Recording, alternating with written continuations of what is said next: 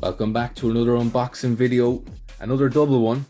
I don't know if that's a sign that I've cramming my shelf too much and spending too much money on figures, but all the same, I saw these two, and obviously Johnny Silverhand being the favoured character of the game, even though he wasn't the playable character. And I thought Takamura's suit and everything made him look cool to be a nice accompanying model, because I didn't want to have him on the shelf on his own. He's got lonely. Since he doesn't exactly exist, he has to exist in somebody's mind. So we're going to transfer him to Takamura today. So I might start with Takamura, because save Johnny till the end. You can say what you want about the game itself. These characters are pretty damn cool. So we've got him with a gun, and you can see some cool details.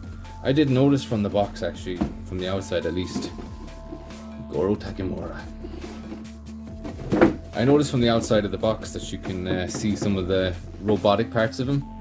So another little peephole in the top, seeing what's going on inside. I think with my newfound approach of peeling the sellotape is far more safe than I don't know, I should probably just rip it off before I start the videos. Future self will know, unless that ruins the authenticity of the unboxing. I don't know. Right, what do we have here? Little instructions, just in case you get very confused on how to open the box. So there you go, fold them open. But there's no further instructions now on how to open it further, so it's just going to have to stay as it is. No, we'll get it open. Right, before we do that, what's inside the box? So no insert that pulls out, although it looks like it's a box or a map of Night City, or maybe a map. It looks like a map. Can't say I spent a considerable amount of time learning the landscape of Night City that I would know where that is. It's a game I plan to return to someday. Let them patch the hell out of it and make it better. Toss it aside. The maid will clean it up. The maid's me, by the way. I don't have a maid. Anyway, so very light base on him. This one was made in 2077. No, I'm just joking. 2021. It is licensed by the game's developer. Now we get a close-up of his face. Darkness. So yeah, pretty cool. You can see all the cybernetic part of it now. Now the place is kind of blurry a bit. No, that's not the camera. It's just the detail on the cybernetics part underneath. It still looks cool from a distance, but it doesn't look quite as detailed as his face. His face has a lot of detail. It looks really good. You can even see the eyes with the whatever implant or augment he has on there, and whatever them little things are along their cheeks. And the things go up along the back of his head then. And his little bun. The man bun. But he looks good. His face and head does anyway. The suit does look good. Well, it's sort of a suit pants and a shirt with a jacket. But he's a sharp dressed man. He's got his boots. Is there any nice little bit of detail on the boots too? You can see lots of scuffs. They don't look brand spanking new boots. But I was gonna say my usual about dodgy paint, but I think his fingers, I can't tell if that's dodgy paint work. It does look a bit dodgy. The black lines do kind of blur or bleed out a little bit, but that's probably the only part of him I can see. And his face kind of catches you as you first look at him, and then the suit, the belt buckle, then the next area. So here's a better look at the other hand. Yeah, the other hand actually looks really good, because look how sharp the tiny line is then around each of the fingers. I'm not quite sure what happened on that hand. Someone was drunk. The inside of the hand doesn't look too bad either. Just the outside of the hand looks a bit wacky. But yeah, the jacket's cool, whatever that is. It's kind of, you can see lots of scuffs and marks on it from, I'm guessing, shielding himself from knife attacks or whatever. Nice bit of detail in the jacket. Little rip. He's pretty good.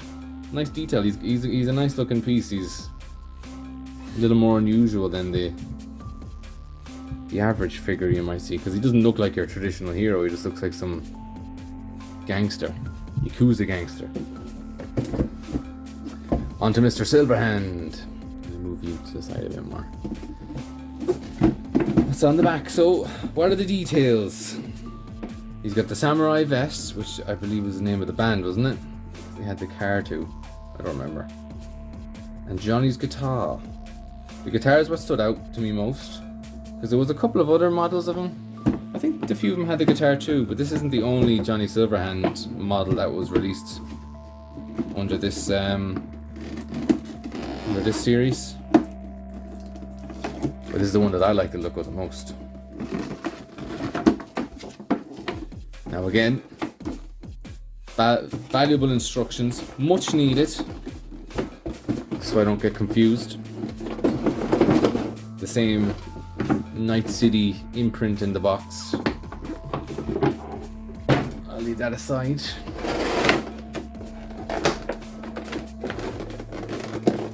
Now this one did have tape. It's a mixed bag of when they do and don't have tape. Although the tape does... Jesus. The tape does peel off quite easily. He looks cool. Slim jeans. Nice vibrant colour on them. They look like kind of a leather effect on them. And it's very effective too. The little creases in the pants and the creases around the back of the knee. Creases around the boots. The boots now, unlike Takamura's, look glossy and clean. I suppose he's a rock star, isn't he? He's just on stage. Ooh. Now the guitar looks cool. Some little band stickers on it. Nice detail around the strings. Because that'll be a good area now for it to mess up if it wasn't tight. You know, the silver paint would bleed over onto the fretboard on the back, but it doesn't. Looks really cool. It's an unusual looking guitar anyway. That was one of the things that stood out about this figure. And the iconic silver hand from where he gets his name. Nice bit of detail on that now as well.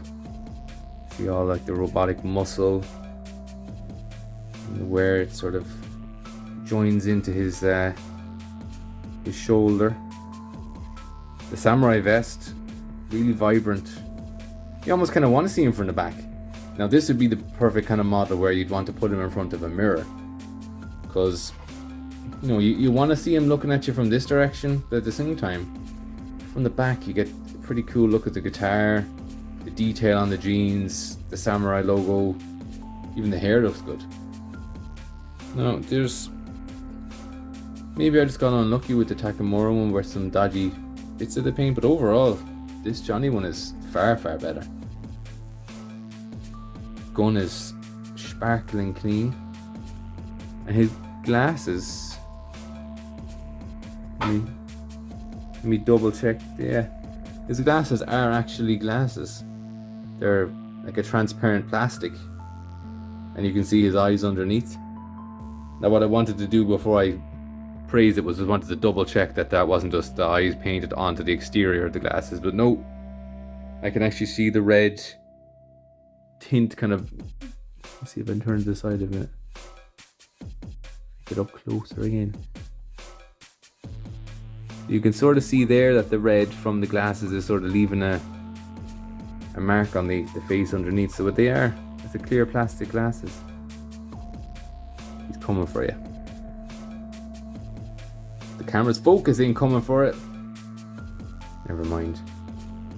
He looks good though. This is a really nice model, but I'd be totally torn on how to pose him.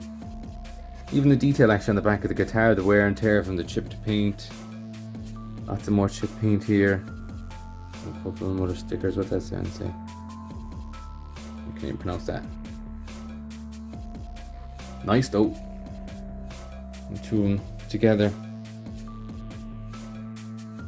Takamura's not even afraid. Yeah, these are actually really nice figures. The detail's good, and they're just cool, you know. Say what you want about the game and how it turned out. The characters are pretty damn cool, and these figures are a good representation of a good pose. Even the way the jacket sort of flare and like he's about to move.